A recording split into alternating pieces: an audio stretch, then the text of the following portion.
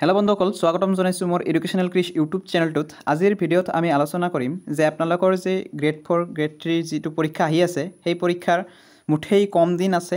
এই কম দিনত আপোনালোকে কি কৰা উচিত যাতে এটা ভাল প্ৰিপেৰেশ্যন হয় আৰু আপোনালোকে এটা জব লাভ কৰিবলৈ সক্ষম হয়। ঠিক আছে, তো বলক বন্ধুসকল ভিডিঅ'টো আৰম্ভ কৰোঁ। চাওক, যিকোনো জব, সেইটো আপোনালোকৰ চেণ্ট্ৰেলৰে হওক বা ষ্টেটৰে হওক, যিকোনো জব বা ADRE, সেই পৰীক্ষাসমূহৰ তিনিটা ৰুল থাকে। সেই তিনিটা হৈছে, ফাৰ্ষ্ট হৈছে আপোনালোকে চিলেবাছটো কমপ্লিট কৰিব লাগে, ছেকেণ্ড হৈছে আপোনালোকে MCQ প্ৰেক্টিছ কৰিব লাগে, আৰু 3 নম্বৰটো হৈছে আপোনালোকে মক টেষ্ট দিব লাগে। ঠিক আছে, চাওক আপোনালোকৰ প্ৰথমতে আপোনালোকে চিলেবাছখিনি জানি ল'ব লাগে।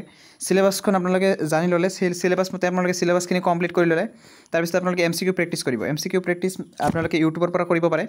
MCQসমূহ প্ৰেক্টিছ কৰাৰ পিছত মক টেষ্ট লগালে আপোনালোকে মক টেষ্টত কিমান নম্বৰ পালে, সেই হিচাপত আপোনালোকৰ প্ৰিপেৰেশ্যন কেনেকুৱা চলিছে আপুনি নিজে গম পাব। যে আপোনাৰ মক টেষ্টত যদি আপুনি 150ৰ ভিতৰত যদি আপুনি 140 মান নাম্বাৰ আহি আছে, তাৰমানে আপোনাৰ কি, আপুনি ভাল এটা পজিশ্যনত আছে। ঠিক আছে, তো ইয়াকে কয় ভাল এটা প্ৰিপেৰেশ্যন কৰা। তো চাওক, আপোনালোক প্ৰথমতে চিলেবাছটো কমপ্লিট কেনেকৈ কৰিব। ফাৰ্ষ্ট আপোনালোকৰ চিলেবাছত কি আছে? চিলেবাছত আছে ছ'চিয়েল ষ্টাডিজ আছে, GK আছে, ৰিজনিং আছে, মেথছ আছে, ইংলিছ আছে। ঠিক আছে, ৰিডিং কম্প্ৰিহেনশ্যন আছে।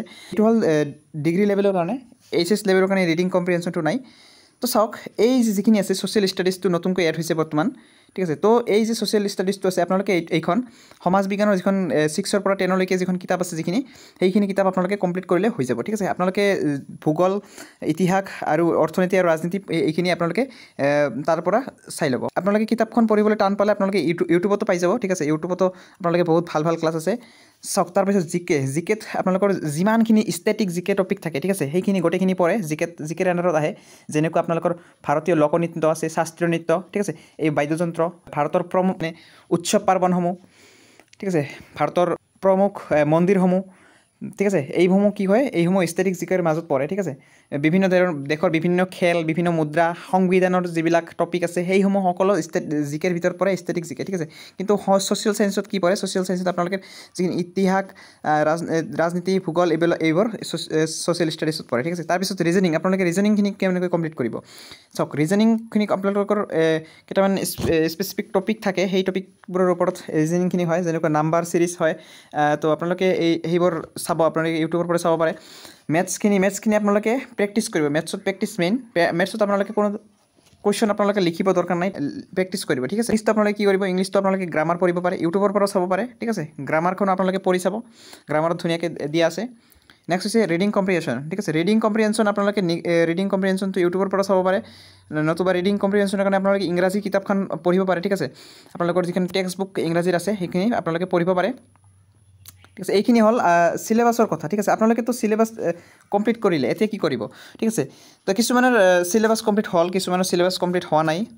যিসকলে চিলেবাছৰ অলপ কমপ্লিট হৈছে আৰু কৰিব আছে, আপোনালোকে চিৰিয়াছ প্ৰিপেৰেশ্যন কৰক, আপোনালোকৰ চিলেবাছ নিশ্চয় কমপ্লিট হ'ব। তো বলক চাওক, নেক্সট কথাটো হ'ল MCQ প্ৰেক্টিছ। MCQ প্ৰেক্টিছ কেনেকৈ কৰিব? MCQ প্ৰেক্টিছ কৰিবলৈ হ'লে আপোনালোকে ইউটিউবৰ পৰা কৰিব। ইউটিউবৰ যিবিলাক প্ৰেক্টিছ ছেট চলাই আছে ইউটিউবত, সেই প্ৰেক্টিছ ছেটবোৰৰ পৰা আপোনালোকে ভিডিঅ'টো চোৱাৰ লগে লগে আপুনি কি কৰিব, আপুনি নিজে কুৱেশ্যনবোৰ এনচাৰ দিবলৈ চেষ্টা কৰিব, কমেণ্ট কৰি।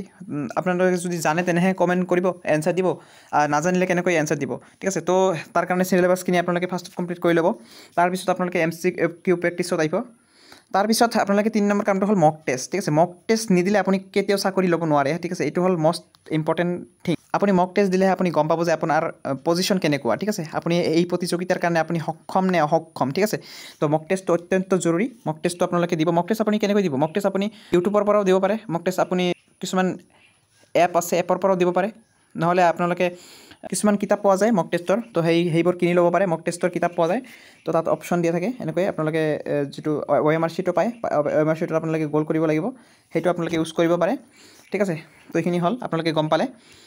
নেক্সট কথাটো হ'ল যে আপোনালোকে কি কৰিব লাগে, এই যিটো এক্সাম আছে, এই এক্সামটোৰ কাৰণে আপোনালোকে মটিভেট হৈ থাকিব লাগিব। ঠিক আছে, মটিভেশ্যনৰ দৰকাৰ হ'ব। ঠিক আছে, আপোনালোকে মটিভেশ্যনত পাবলৈ হ'লে আপুনি কেনেকৈ মটিভেশ্যনটো লাভ কৰিব। ঠিক আছে, তো মটিভেশ্যন লাভ কৰিবলৈ হ'লে আপুনি চাব, আপোনালোকৰ যে আশে পাশে যিবোৰ অফিচ কাছাৰী আছে, ঠিক আছে, অফিচৰ যিবিলাক জব হয়, সেইটোতো আপুনি অফিচৰে জব কৰিব ন। তো ডেটছ ৱাইটো আপোনালোকে অফিচত যিবোৰ চাকৰি কৰে, সেইবোৰ মানুহৰ আপুনি অফিচত যাব মাজে মাজে, আপুনি চাব যে সেই অফিচাৰ পৰা কিমান আৰামত এটা জব কৰি আছে। তো সেনেকৈ আপোনাৰ লাইফটো সেনেকুৱা হ'ব এই চাকৰিটো পালে। তো আপুনি সেনেকৈ মটিভেশ্যনটো ল'ব পাৰে। হাৰ্ডৱৰ্ক, আপুনি হাৰ্ডৱৰ্ক কৰিব লাগিব, নিশ্চয় হাৰ্ডৱৰ্ক কৰিব লাগিব। হাৰ্ডৱৰ্ক নকৰিলে আপোনালোকে একো নহয়। চ' হাৰ্ডৱৰ্ক কেনেকৈ চাওক, আপুনি ধৰক যিহেতু বৰ্তমান নিশ্চয় একদম খুব কম সময় আছে, গতিকে আপুনি হাৰ্ডৱৰ্ক 8 পৰা 9 ঘণ্টাকৈ সময় পঢ়িব লাগিব কিতাপ। তো এইখিনি সময় কিতাপ পঢ়িলে আপুনি বহুত হাৰ্ডৱৰ্ক হয়। তাৰ লগতে স্মাৰ্ট ৱৰ্কো কৰিব লাগিব, ঠিক আছে। আপুনি স্মাৰ্ট ৱৰ্ক কেনেকৈ কৰিব, চাপ'জ উদাহৰণস্বৰূপে বৰ্তমান আপুনি যিখিনি আপোনাৰ যিমানবোৰ জিকেটো আপোনাৰ কেতিয়াও শেষ নোহোৱা টপিক এটা, সেই জিকে টপিকটোৰ পৰা আপুনি বাছি মষ্ট ইম্পৰ্টেণ্ট টপিকসমূহ আপুনি পঢ়ি যাব।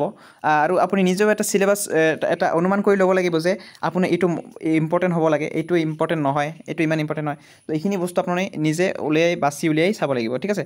তাৰপিছত পেচেণ্ট, আপোনালোকে ধৈৰ্য্য দৰকাৰ হ'ব, ধৈৰ্য্যৰ দৰকাৰ, ঠিক আছে। আপুনি যে কিছুমান আছে এঘণ্টা পঢ়িলে, এঘণ্টা পিৰিয়ড পঢ়াৰ পিছত নিজকে খুব ভাবে বহুত পঢ়া বুলি, কিন্তু সেইটো নহয়। আপুনি পেচেণ্ট ৰাখিব লাগিব, আপুনি ধৈৰ্য্য সহকাৰে পঢ়িব লাগিব, ঠিক আছে। তো তেতিয়াহে আপুনি এই জবটো পাবলৈ সক্ষম হ'ব, ঠিক আছে। 18 লাখ এপ্লিকেণ্ট আছে, আপুনি এনে চাকৰি নাপায়, ঠিক আছে।